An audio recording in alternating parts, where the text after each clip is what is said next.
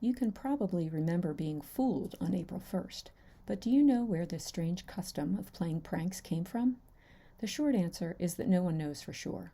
All we know is that the custom was practiced in Renaissance Europe and probably has roots older than that.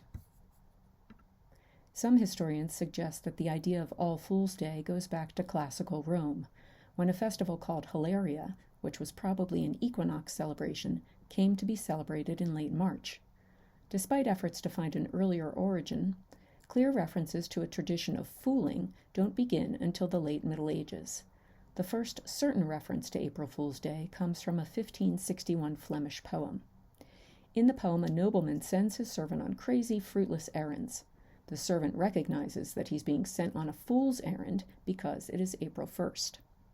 That trick, in which someone is assigned an errand to find a non-existent object or person, was still a popular April Fool's joke 200 years later across the Atlantic Ocean. A 1771 diary entry written by Anna Green Winslow in Boston shows that the holiday was known in New England. Green suggests the idea of the wild goose chase, implying that her father had sent her mother on such a chase on April Fool's Day in 1768.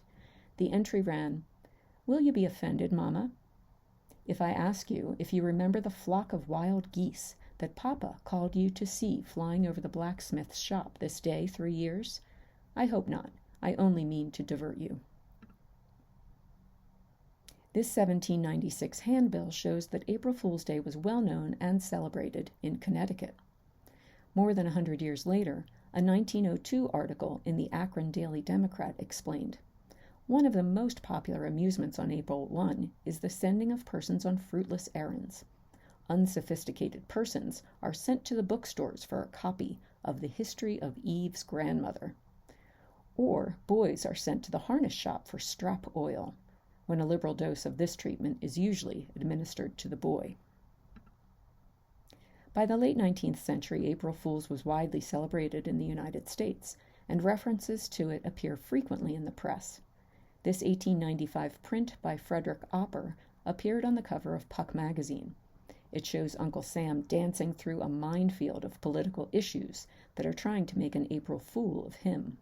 The political bombs include Catholic demands for part of school funds, single tax fad, populism, prohibition foolishness, women's rights nonsense, and the free silver mania.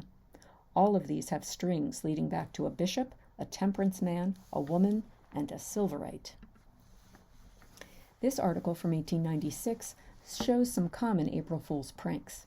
The classic prank of hiding a brick under a hat on a sidewalk, with the idea that someone would eventually give in to the urge to kick it and stub his toe on the brick. Another involved leaving a supposedly lost, valuable object, like a wallet or money, in plain view with a string tied around it. The other end of the string was held by a hidden prankster who would pull it and snatch away the object when a passerby tried to take it. A third was a smoking coin, indicating a coin that had been heated up with fire or a cigar, and then left where someone might pick it up and get burned. Mark Twain referenced this prank in the story of the good little boy who did not prosper. Jacob Blivens, Twain wrote, was so good that he wouldn't give hot pennies to organ-grinding monkeys. This 1917 comic from the Ogden Standard Examiner shows a fool thinking he was too smart to be fooled, only to be fooled in the end.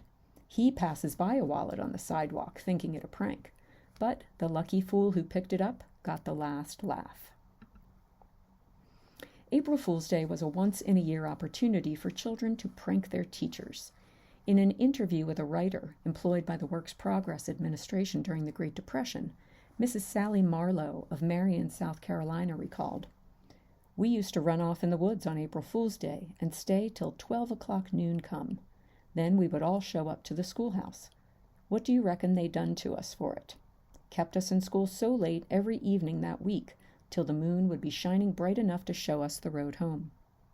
Another interviewee, Dr. Samuel Lathan of Fairfield County, South Carolina, remembered, "April the 1st was dreaded by most rural school teachers. The pupils would get inside and bar the teacher out. Mr. Douglas soon learned this, and on April Fool's Day He would walk to the school, perceive the situation, laughingly announce there would be no school until tomorrow, and leave. So, if you find yourself the target of a prank this year, don't worry. You're part of a long history of fools. All of these resources and many more can be found on the Library of Congress website.